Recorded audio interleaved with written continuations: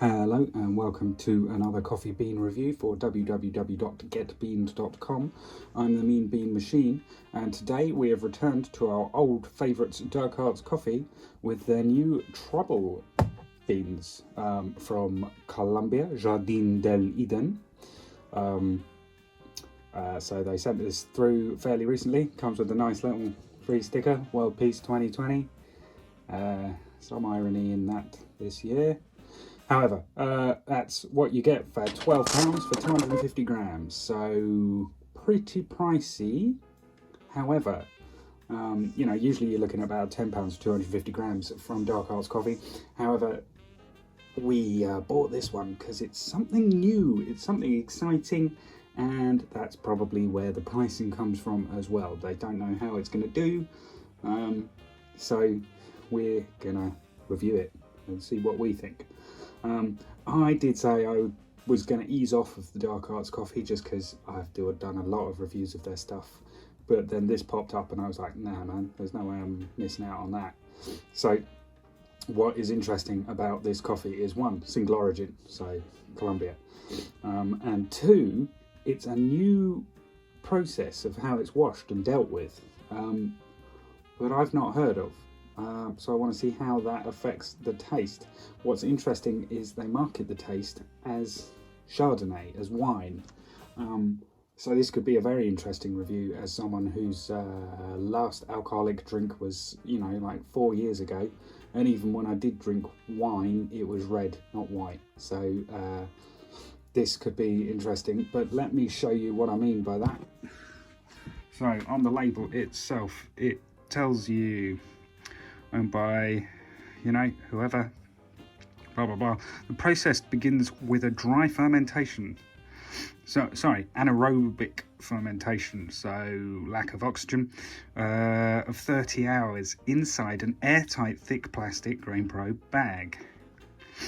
After this, the cherries are dried on raised beds before being put back in grain probe bags for a further 80 hours. The natural yeast drive the fermentation at this stage. Finally, the cherries are put back on the raised beds to finish the drying process. So the drying process is fairly standard, but it's the putting it back in the bags and kind of having the yeast itself ferment the beans is really interesting. Essentially, this is fermented coffee, or mildly fermented. You're not going to get any alcohol content off it, or maybe I am, who knows? I doubt it though.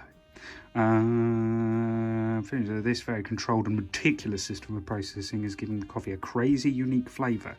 It has been dubbed white wine fermentation because the coffee tastes like Chardonnay. Now, just to be clear, really is it going to taste like wine? Because this is cheaper than Chardonnay. Are people going to start buying this coffee over Chardonnay for their night out? I don't think so.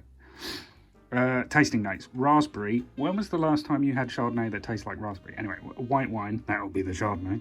Grapes. Well, yeah, white wine. And apple. Where the hell's that come from? What I'm reading into that is, you'll get a slight fermented taste from the white wine. Grapes, because of the fermented taste. Duh. And then raspberry, so you'll get that kind of berry acidity, and then it'll be cut through with that kind of, that acidity will cut through, hence the apple. That's what I'm assuming. I have no idea. We're gonna crack this out, have it as an espresso shot, then have it as a latte, oat latte. So let's give it a go, grind it up and see what comes out. So there we have it as an espresso shot.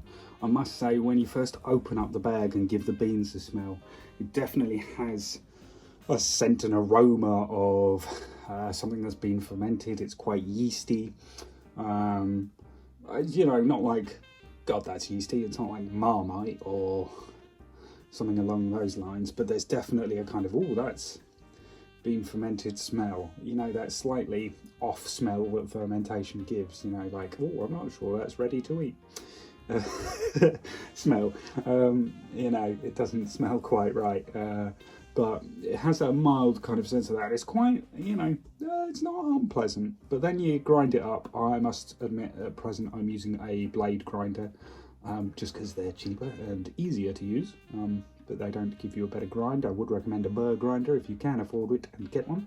Anyway, so you kind of smash it up and then you stick your nose in that and you go, oh, there's that fermented. It's almost an alcoholic smell in terms of not drink. It almost reminds me of paint thinner. There's an insight into my teenage years. But yeah, it's got that kind of strong, really kind of potent smell to it. So it'll be interesting to see how it tastes.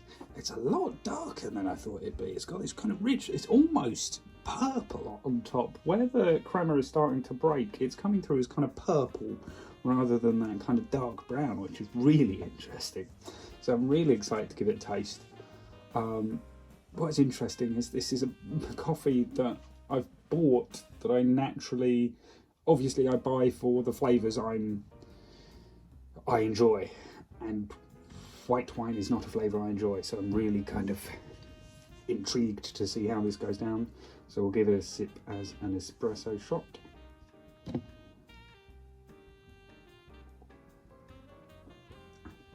Oh my.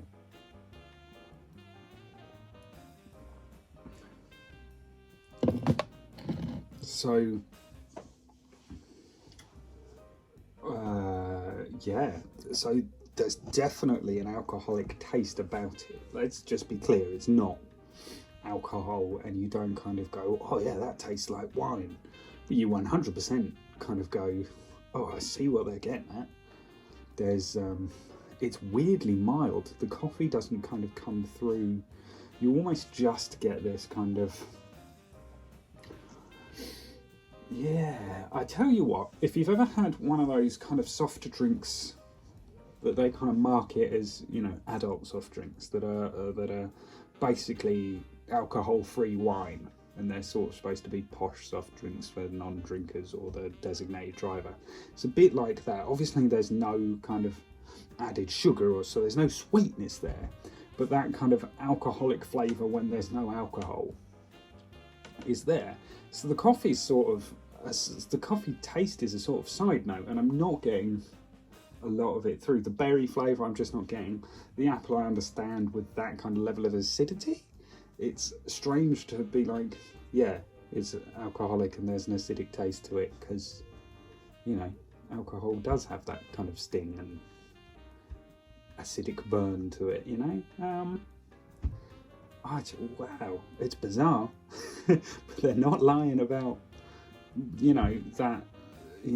that reference to Chardonnay.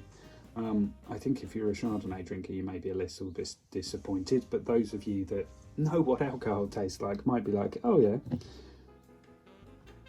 I see, even sniffing it, you get that there is rich kind of, the berry comes through sniffing it, and then it's just kind of followed by this potency of fermentation.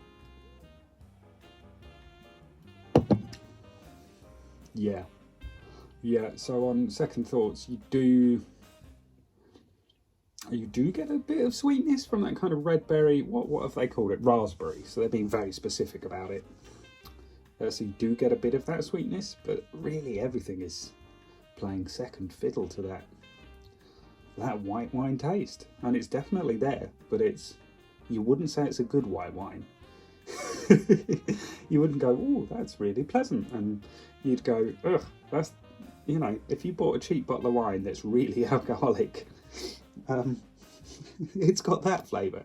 Not really alcoholic, but you're not getting the flavour through, you're getting the fermentation. We're going to try this as an oat latte. We'll see how it works with milk, or milk alternative in this case, and see what I think then. I have a horrible feeling this is going to be abysmal for lattes, because that kind of weird acidic fermentation kind of bleh. But that being said, you do get alcoholic milkshakes these days, depending on what cocktail bar you go to in London, and I'm sure other places. I just, live in the southeast. Yeah, we'll give it a go, see what we think. So let's try There this we out. go with the oat milk latte. Not the best pour, but what I can say is all that colour's just drained away. completely taken over by the milk. I'm hoping that the flavour won't be, or maybe I'm hoping it will be, because I'm really not sure how this is going to turn out with oat milk. So yeah, I got this from the Dark Arts Coffee website, as I always do. I'll certainly do at present. You used to be able to pop into their cafe and buy it, but I don't think they're reopening the cafe, which would be a real shame if that's true. But anyway, Dark Arts Coffee website, £12. So yeah.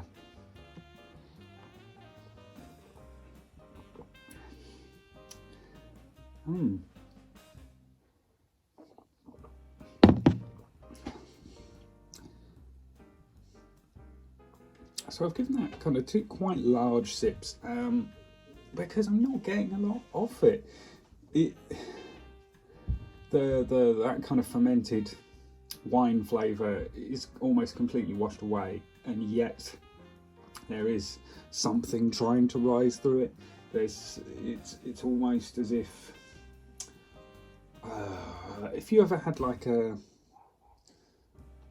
flavoured coffee drink at a restaurant, and you, not at a restaurant, as a cafe or one of those chains, and you get the syrup at the bottom, so you get the coffee taste, and then this sort of flavour rises up. And obviously it's not as sweet and as, you know, punch you in the face as those really sugary syrups, but you take a swig and you go, that's coffee, and then something sort of rises up and you go, oh, that's not coffee. But you wouldn't go, oh, that's alcohol, that's white wine, you just kind of go, there's another flavour there, and I can't quite pinpoint it. Certainly not unpleasant.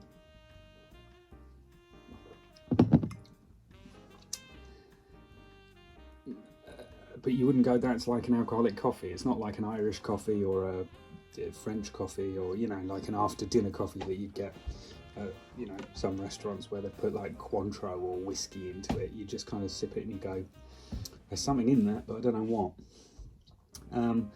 So yeah, in my personal opinion, not for me. But the caveat to that being, I don't drink alcohol, I don't like white wine. Why would it be for me?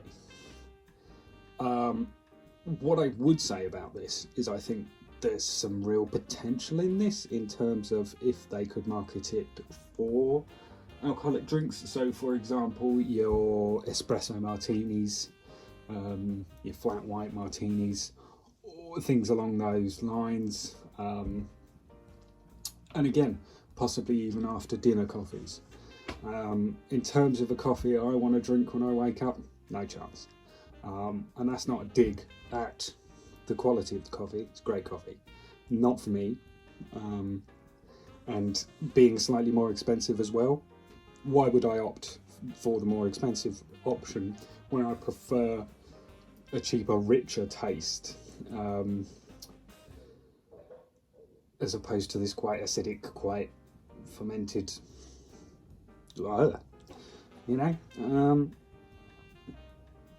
What I would say is I'd like to, one, hear feedback maybe from those who do drink wine on it, and perhaps it would be better as a black coffee in a cafetiere,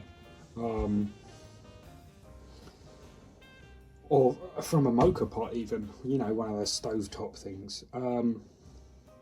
It's an interesting flavour, and it is genuinely different, which is actually really something that I like about it, is that it's genuinely different.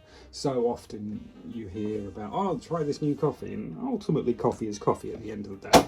And this is still coffee. It's not, you know, like, oh, you know, bloody hell, that's a weird and wonderful new flavour. But you do go, oh, that's different. Well, you can't argue with that. So yeah, give it a try if you do like Chardonnay, and let me know.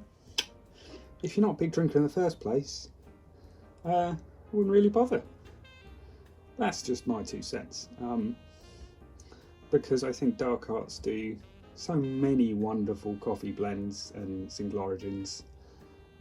You know, why opt for the slightly more expensive one? Thank you for watching. Do give us a like and subscribe, and let us know your thoughts in the comments below if you have any thoughts,